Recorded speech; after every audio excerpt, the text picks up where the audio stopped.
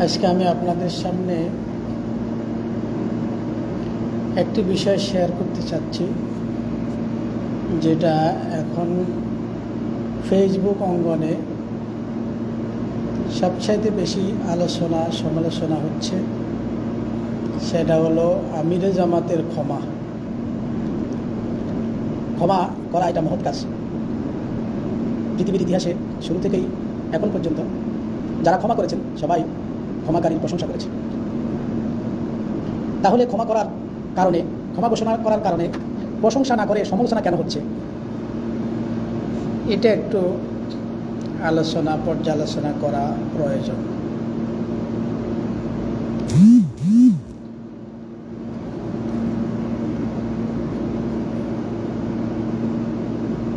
বাংলাদেশ জামাত ইসলামী যে সময় সাধারণ ক্ষমা ঘোষণা করেছে, আমি মনে করি জামাতে ইসলামের যে আদর্শ তিনি বাস্তবায়ন করতে চান, তারা যে আদর্শ বাস্তবায়ন করতে চান, এই সাধারণ ক্ষমা ঘোষণা তারই একটি উদাহরণ। যখনই আওয়ামী জালেম সরকারের পতন হলো, তখনই একদল এমনভাবে কিছু আক্রমণ করেছে, বাড়িঘর লুটপাট, ঘরে আগুন জ্বালিয়ে দেওয়া। ঠিক সেই মুহূর্তে আমিরে জামাতের এই ঘোষণা একটি দিগন্তকারী পদক্ষেপ। এটা যারা বুঝতে পারেন নাই, এটা তাদের দূরদর্শিতার অভাব আমি মনে করি। কারণ ঠিক ওই মুহূর্তে যদি এই বক্তব্যটা তিনি না দিতেন, তাহলে এক শ্রেণীর লোক এত বিশাল কিছু অপকর্ম নিজেরা করেই বাংলাদেশ জামাত ইসলামের উপর চাপিয়ে দিত। কিছু কিছু ঘটনা এরকমও দেখেছি যে বাড়িতে লুটপাট, আগুন দিছে, বাড়ির কাজের লোক পর্যন্ত জ্বলে গেছে। বরিশালের ঘটনা আছে এরকম। অপরাধী যদি একজন হয়, তিনি অপরাধী, তার ঘর তো অপরাধী নয়। তার ছেলে সন্তান, তার স্ত্রী, মা আক্রান্ত হবে কেন?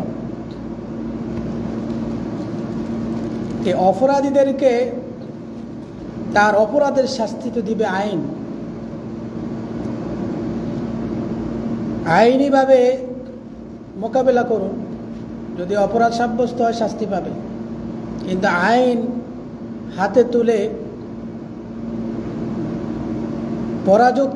পরাজিত শক্তিকে সহযোগিতা করার পদক্ষেপ হিসাবে যদি আমরা বিশৃঙ্খলা সৃষ্টি করি সমাজে, তখন রাষ্ট্র ভালোভাবে গঠিত হয় নাই। ঠিক সেই মুহূর্তে যদি এই হামলা, অত্যাচার, নির্যাতন অব্যাহত থাকতো, তাহলে পরাজিত শক্তি মাথা ছাড়া দিয়ে ওঠার সুযোগ পেয়ে যেত।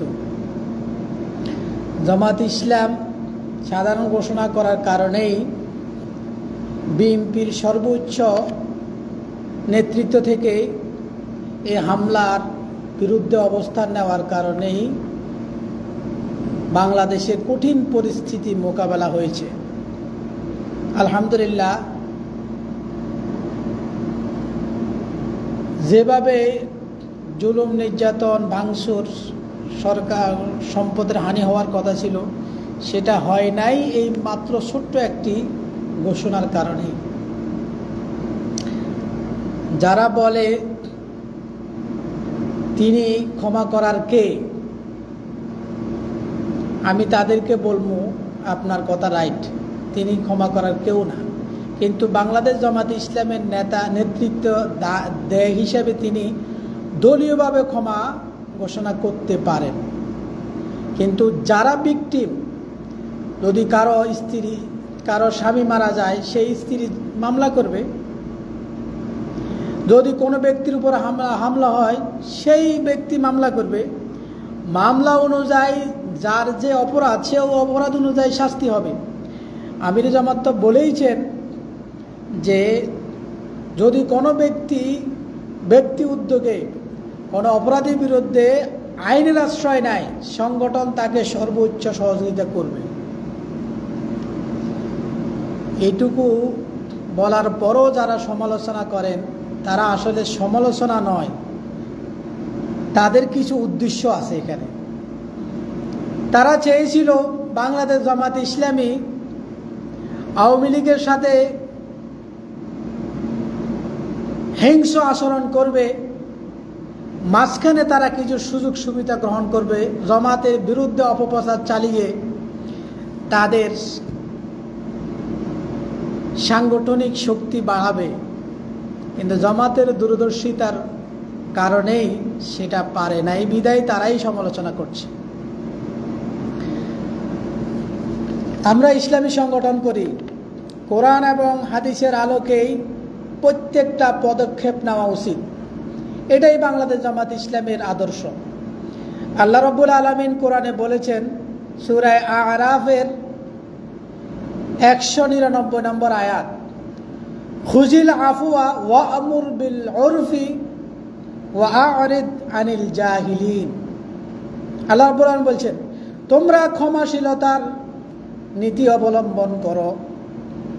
তাহলে আল্লাহ বলছে ক্ষমাশীলতার নীতি অবলম্বন করার জন্য। ওয়া আমুর বিল মা'রুফি, সত্য এবং সঠিক কাজের নির্দেশ দাও। কোনটা সঠিক? কি মানুষের উপরে আক্রমণ করা সঠিক, নাকি আইনের আশ্রয় নিয়ে আইনি পন্থায় অবলম্বন করা সঠিক?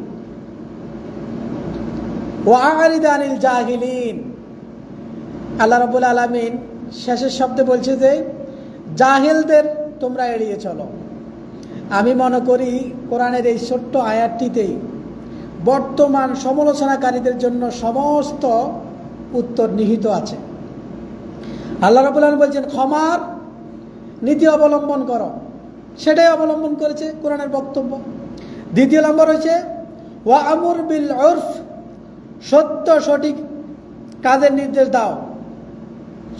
সত্য কি? যদি কেউ অন্যায়ের পথ বেছে নেয়, তার বিরুদ্ধে অবস্থান করা। আর যারা সমালোচনা করেছেন তাদের উত্তরে আয়াতে ওয়ারিদ আনিল জাহিলিন, জাহেলদের থেকে এড়িয়ে চলো। আমি মনে করি যারা এই সুন্দর পদক্ষেপকে বিতর্কিত করার চেষ্টা করেছেন তারা জাহেল। এই জাহেলদের থেকে প্রত্যেকটি সৎ নাগরিকরা এড়িয়ে চলবেন, এটা আমার আহ্বান। আল্লাহ রাব্বুল আলামিন সূরা আলে ইমরানের 159 নম্বরে বলেছেন, ফাআফু আনহুম ওয়াস্তাগফির লাহুম। আল্লাহ রাসূলকে বলতেছেন যে যারা অন্যায় করে তাদেরকে আপনি ক্ষমা করে দেন এবং তাদের জন্য আপনি আপনার রবের কাছে প্রার্থনা করুন।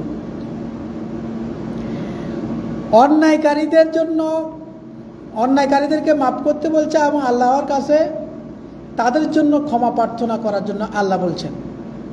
এখানে আপনারা বলতে পারেন যে আওয়ামী লীগের গত 16 বছরের যে জুলুম, যে নির্যাতন,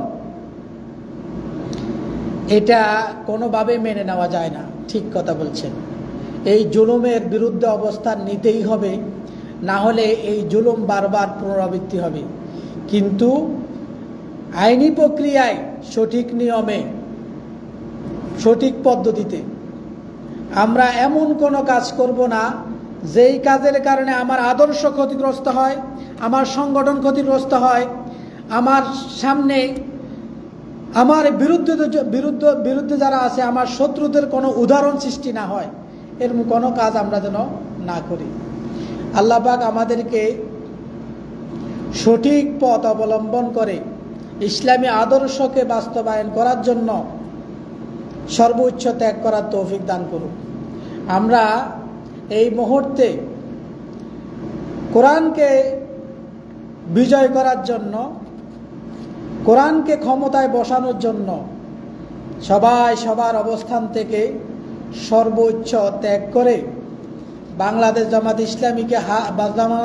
ইসলামের হাতকে মজবুত করে জনগণের সম্পৃক্ততা বাড়িয়ে আগামী নির্বাচনের জন্য প্রস্তুতি গ্রহণ করব, এই আশা, এই আহ্বান করে আমার এই আলোচনা এখানে শেষ করলাম। আসসালামু আলাইকুম রহমতুল্লাহ।